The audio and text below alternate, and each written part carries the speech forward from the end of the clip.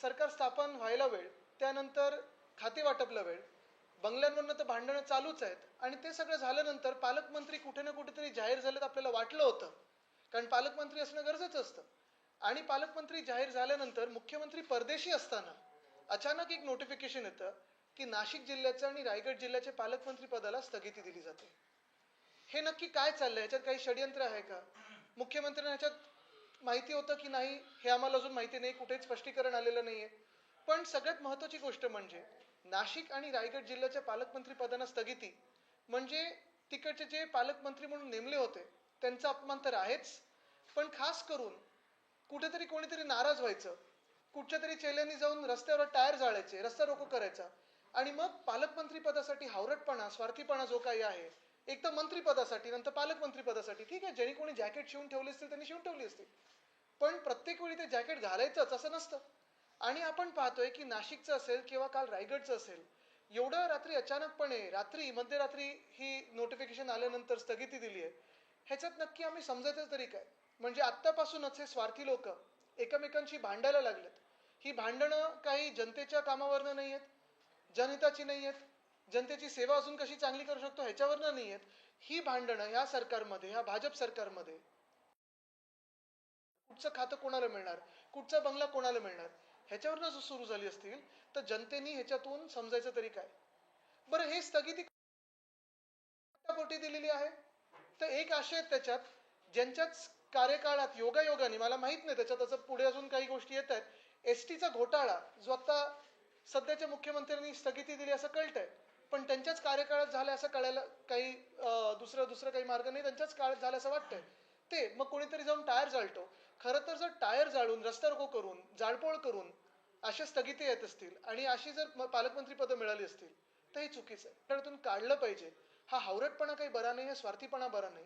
आणि आश्चर्याची गोष्ट ही आहे की जे मुख्यमंत्री आम्हाला वाटत होते की कधी कोणासमोर झुकत नाहीत, मग ते जंगलाचा विषय असो किंवा कुठचाही विषय असो, जनतेचं पण ऐकत नाही, एका वेळी लाठीचार्ज केलं तरी चालेल, पण जनतेचं ऐकायचं नाही किंवा कोणासमोर झुकायचं नाही, असे मुख्यमंत्री एवढं संख्याबळ ईव्हीएमनी दिल्यानंतर देखील झुकतात कसे आणि दादागिरी सहन करतात कसे, हा एक प्रश्न आहे. तसं पाहायला गेलं तर त्यांच्याकडे संख्याबळ आहे, दादागिरी सहन करण्याची गरज नाही त्यांना, पण त्यांनी आता सहन केलेली आहे. पहिलं पाऊल दादागिरी सहन करण्याचं टाकलेलं आहे. आणि ह्या रुसवे फुगवे, ही नाराजी कितपत चालू देणार, आणि असं जर सरकार चालत असेल तर जनता कितपत जनतेची सेवा होणार हे जनतेने विचार करावा.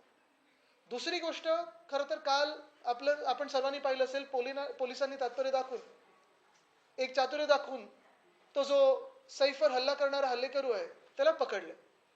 त्याला पकडल्यानंतर आता अनेक गोष्टी आपल्याच माध्यमातून लोकांसमोर येत आहेत. कसं त्याला पकडलं, कुठे त्याला पकडलं, बांगलादेशी होता, हे सगळं लोकांसमोर आलेलं आहे. पण ह्याच्यातून एक कळतं आपल्याला, पहिली गोष्ट ही कळते की जर पोलिसांना मोकळं मैदान दिलं आणि गृह खात्याने पोलिसांचे हात बांधले नाहीत तर पोलीस कुठेही जाऊन कोणी गुन्हेगार असेल त्याला पकडून कोर्टासमोर हजर करू शकतात.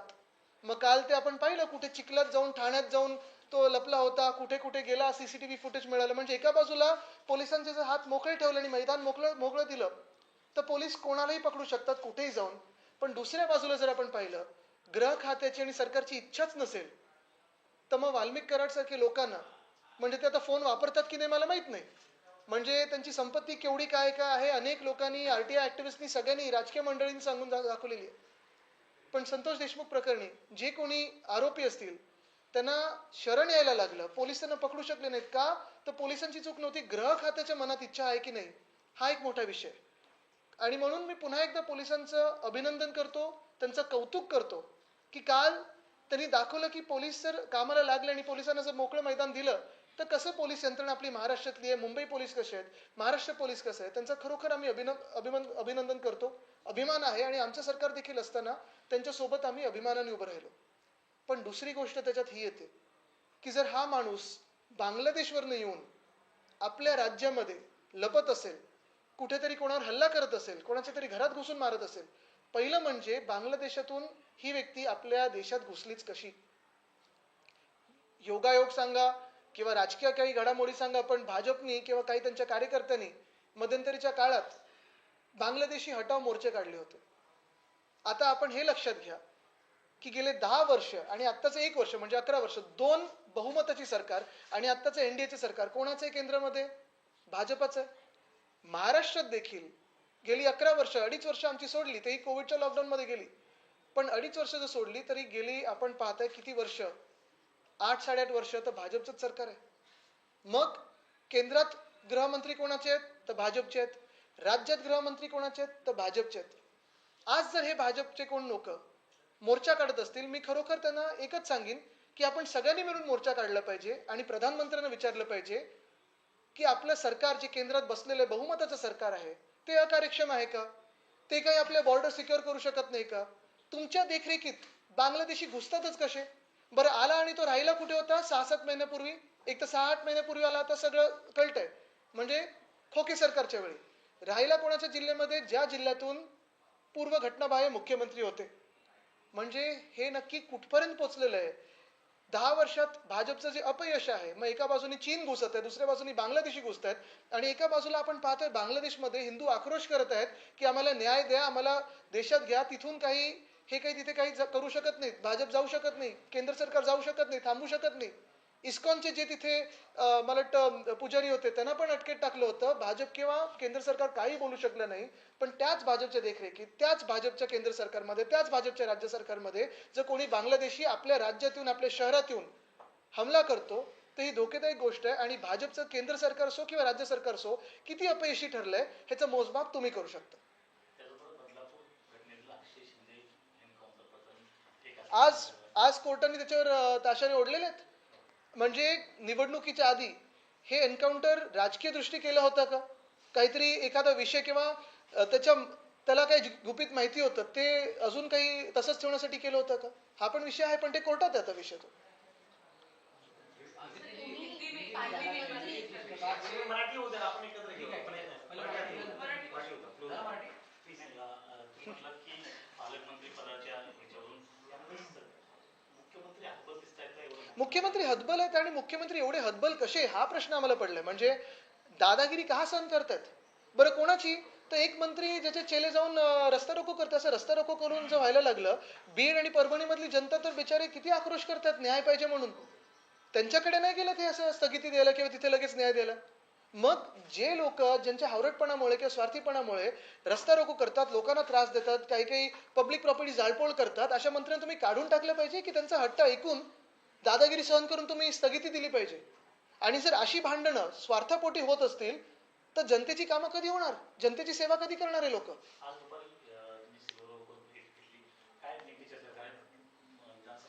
सदिच्छा भेट होती, पण हेच विषय महत्वाचे आहेत आणि ह्या विषयावर देखील चर्चा झाली. पालकमंत्र्यांचा विषय तुम्ही काढला, पहिल्यांदाच पाहायला मिळते की 3 हो, सहपालकमंत्री आहेत. आणि तुम्हाला सांगतो हे पालकमंत्री कोणाला नाही व्हायचंय, त्या जिल्ह्याचा ना मालक व्हायचंय, यांना मालकमंत्री व्हायचंय आणि म्हणून हे सगळी भांडणं चालू आहेत.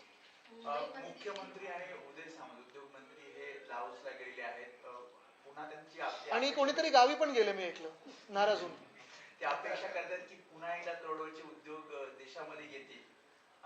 बघा तुम्हाला सांगू ह्याच्यात राजकारण कुठेही न आणता डॅव्होसची जो दौरा आहे यशस्वी ठरावा ही महाराष्ट्रातला एक नागरिक म्हणून माझी पण इच्छा आहे.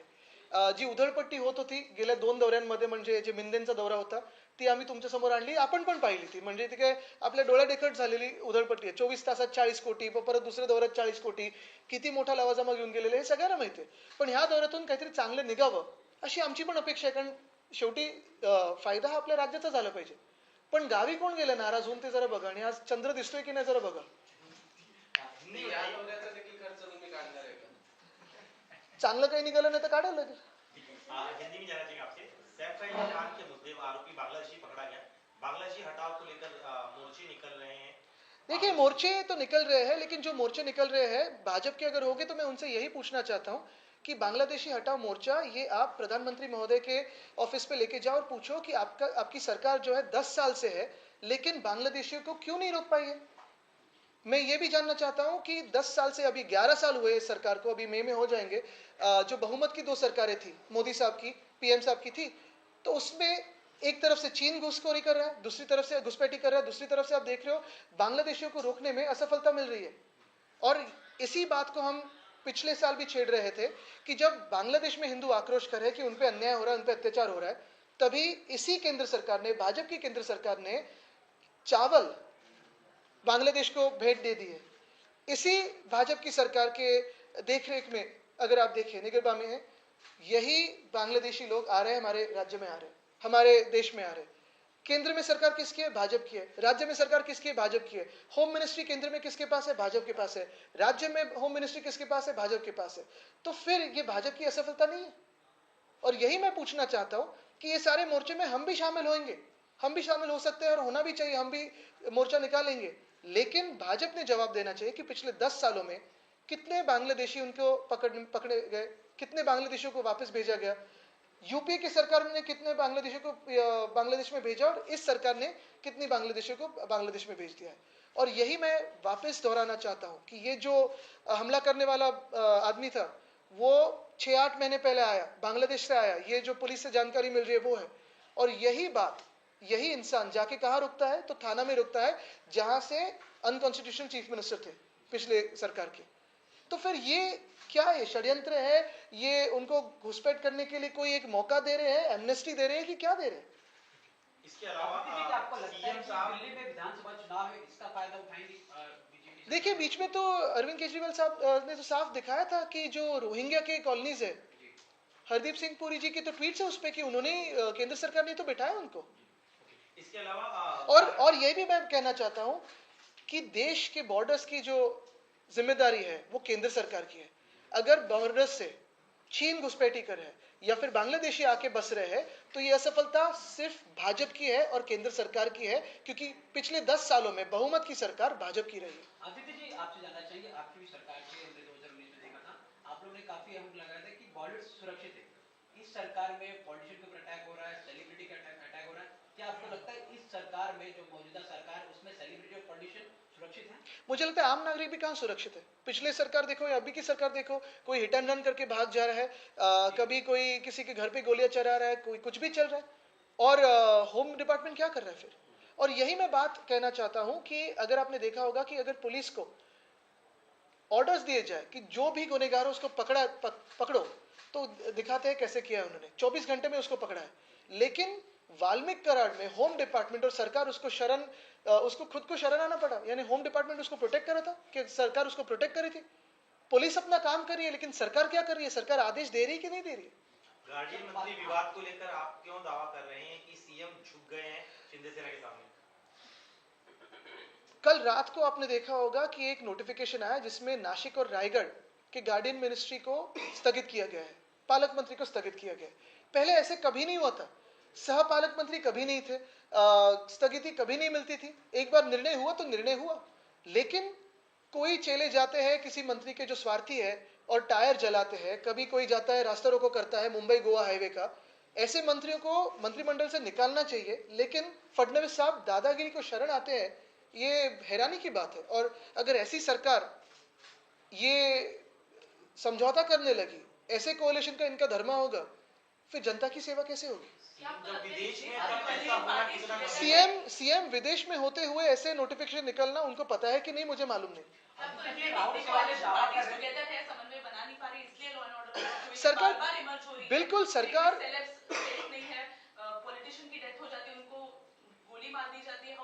नहीं, क्योंकि सरकार जो है अपने अपने वादों में व्यस्त है।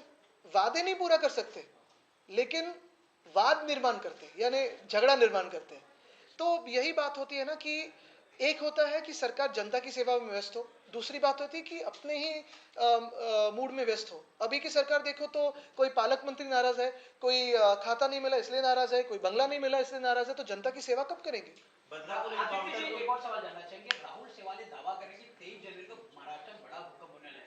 आपके गुट के विधायक और कांग्रेस के गुट के विधायक जो है इनके संपर्क में उनके बयान को आप कितनी सच्चाई? उनके पास मैं देखता भी नहीं।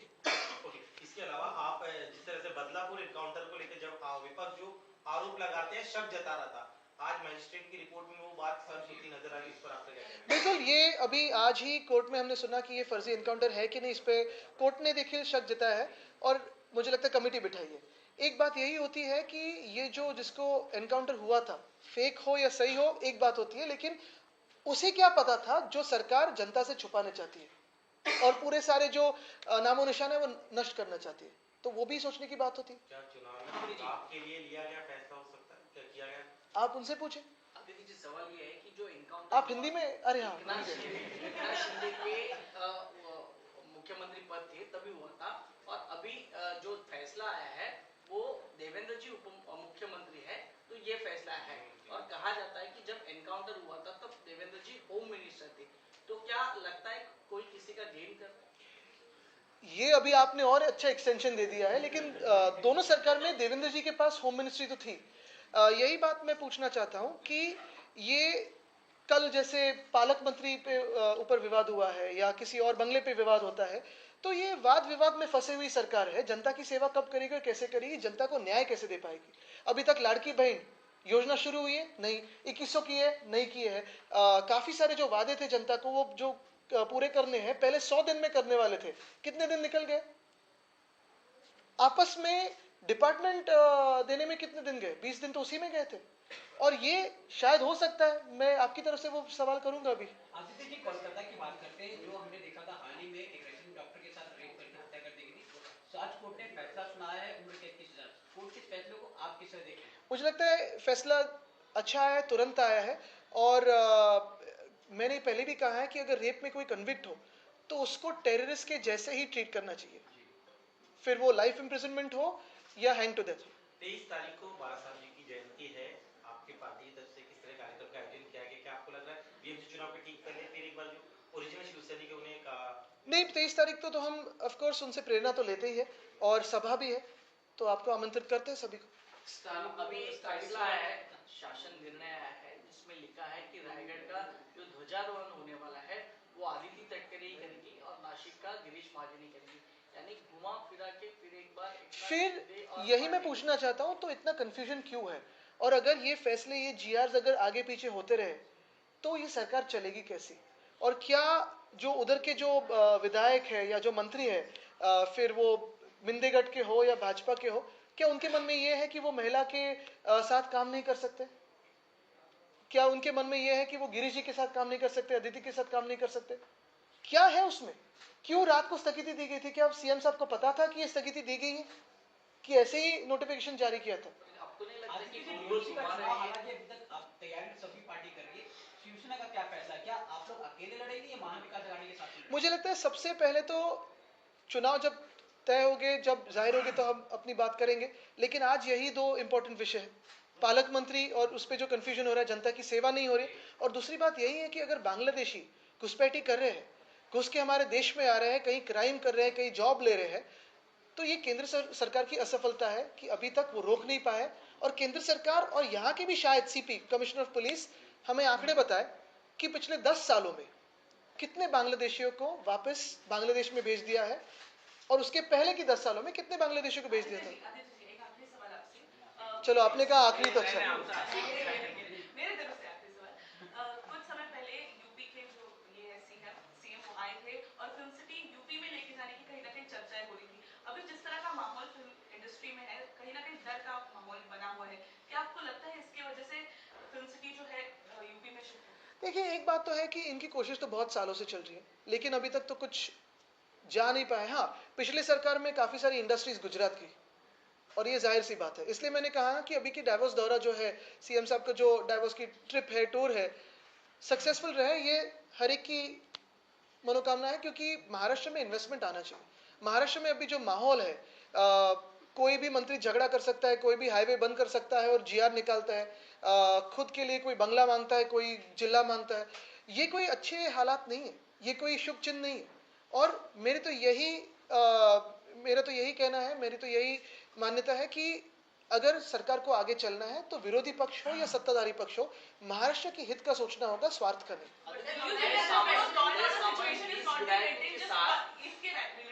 आखिरी तक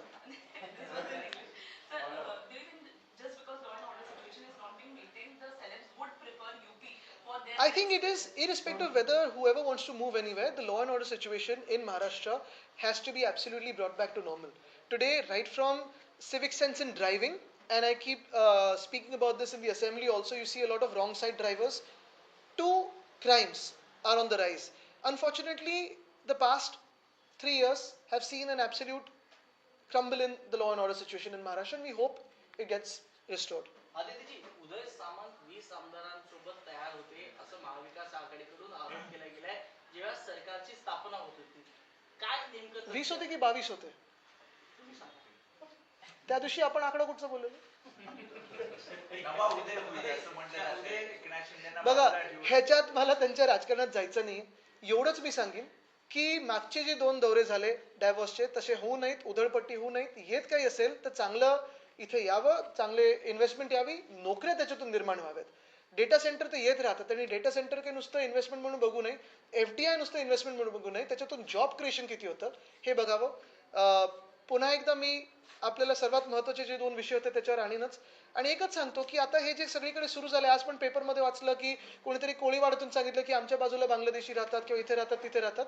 एकच आहे, पोलीस कमिशनरनी सांगावं की मुंबईत किती बांगलादेशी आहेत, किती लिगल आहेत, किती इलिगल आहेत आणि किती लोकांना परत पाठवले. धन्यवाद.